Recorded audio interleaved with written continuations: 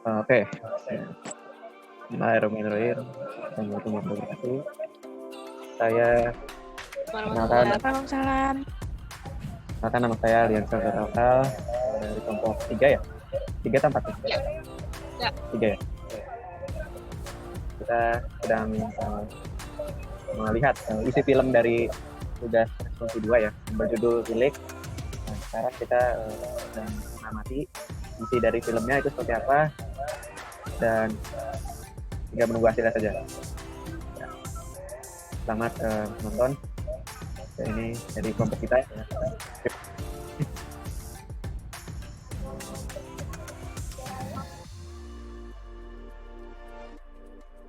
Ini barangkali ada yang kurang jelas videonya, nanti tak kasih linknya ya, videonya kirim ke WA.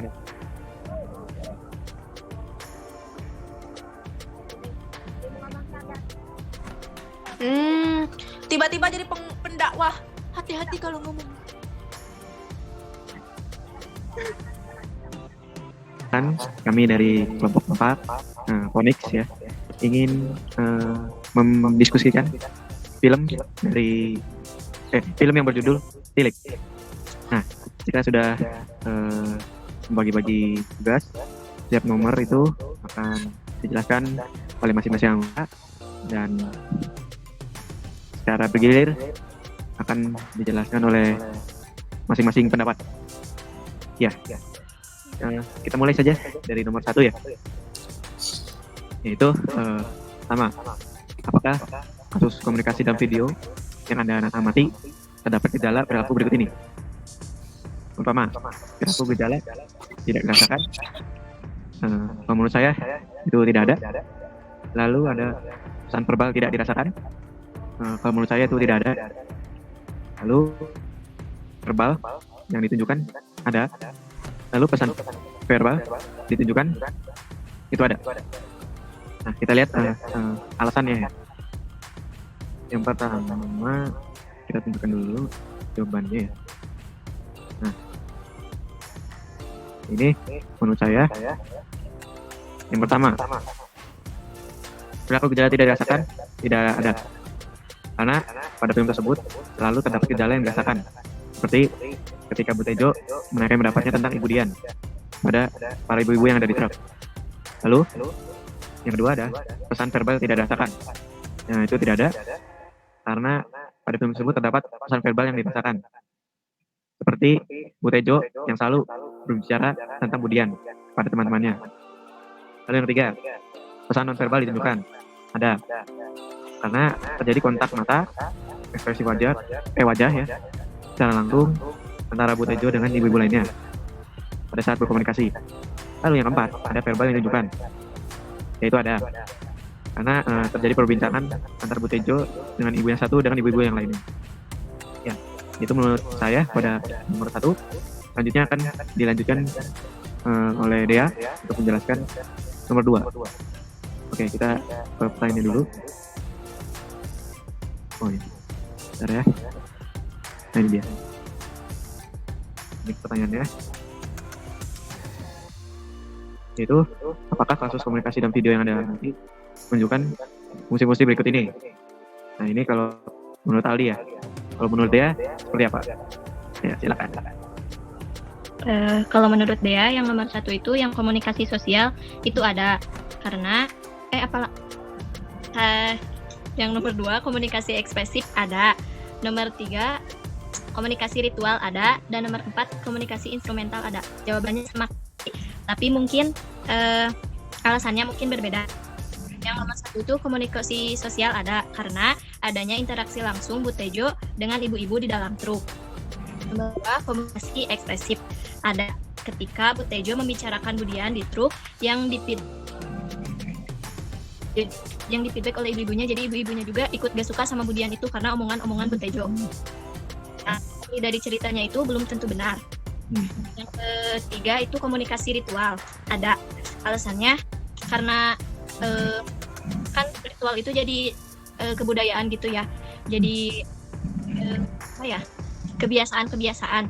Nah, kan kebiasaan orang Islam itu kalau misalkan ada tetangga yang sakit itu harus dijenguk. Jadi menurut aku itu ada karena ibu-ibu di kampung itu menjenguk ibunya Mas apa yang sama Budian itu loh. Yang itu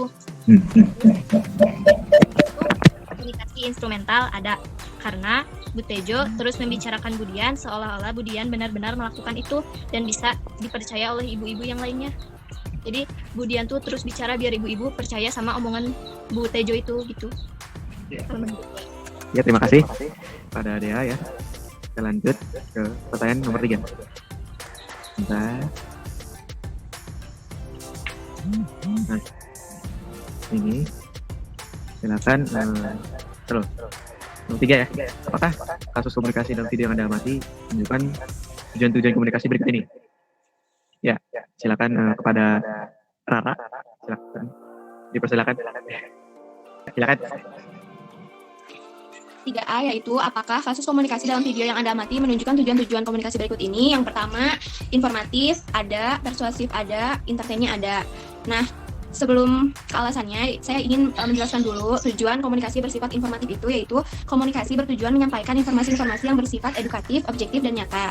Nah, yang kedua, komunikasi bertujuan sebagai persuasif itu artinya proses komunikasi bertujuan untuk menggugah perasaan sasaran, yaitu memengaruhi emosi sasaran menjadi senang dan taat sesuai dengan harapan komunikator tersebut.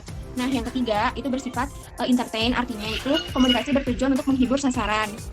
Nah, next yang 3B, Di. Oh, 3B.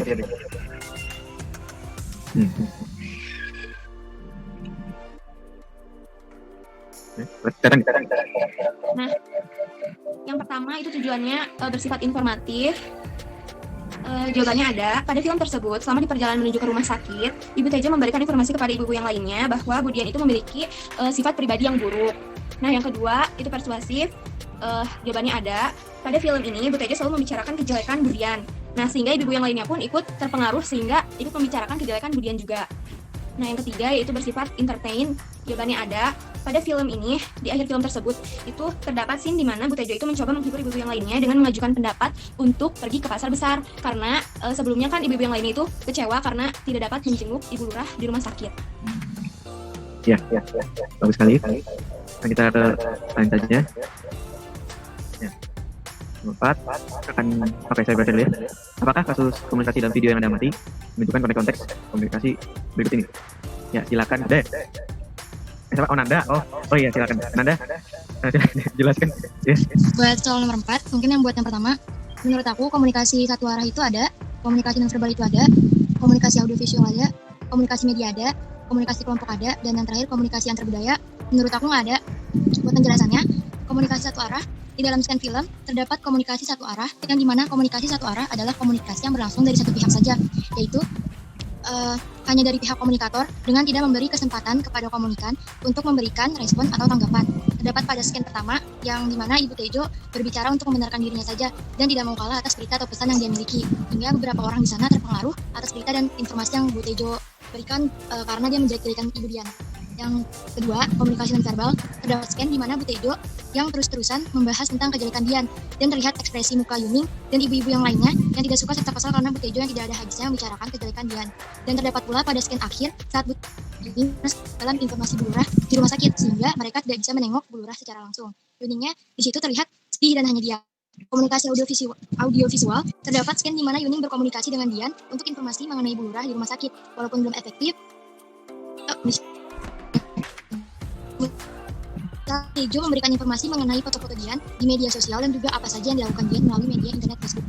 Yang terakhir, komunikasi kelompok. Di saat Tejo membicarakan kejelekan Dian dan juga info Bu Lurah, ibu-ibu lain yang berada di dalam truk ikut bergabung berkomentar sehingga akan masalah atau informasi yang diberikan. Terima kasih. Oke. Kita pertanyaan selanjutnya ya, yaitu nomor 5. Apabila kasus komunikasi dan video yang mengamati dikaji menggunakan model develop. Alasannya tuh, kenapa sumbernya ada? Ada kan itu Bu Tejo yang membicarakan tentang kejelekannya Budian kepada ibu-ibu yang lainnya. Jadi di situ sumber tentang informasi Budian sendiri di situ dari Bu Tejonya. Nah, jadi sumbernya itu di sini tuh yaitu Bu Tejo. Yang kedua ada pesan. Pesannya itu di sini kan Bu Tejo membicarakan tentang kejelekannya Budian. Nah, pesan dari di sini tuh dia tuh jadi membicarakan tentang Budian, jadi sehingga yang lain tahu gitu tentang Budian gimana gitu. Yang ketiga salurannya di sini Budian membicarakan di sini Bu Tejo membicarakan tentang Budian melalui jadi yang penerimanya tuh mendapatkan informasi tentang Budian tuh lewat pendengaran, lewat penglihatan, dan apa yang dikatain sama Bu Tejo juga itu termasuk pendengaran kan.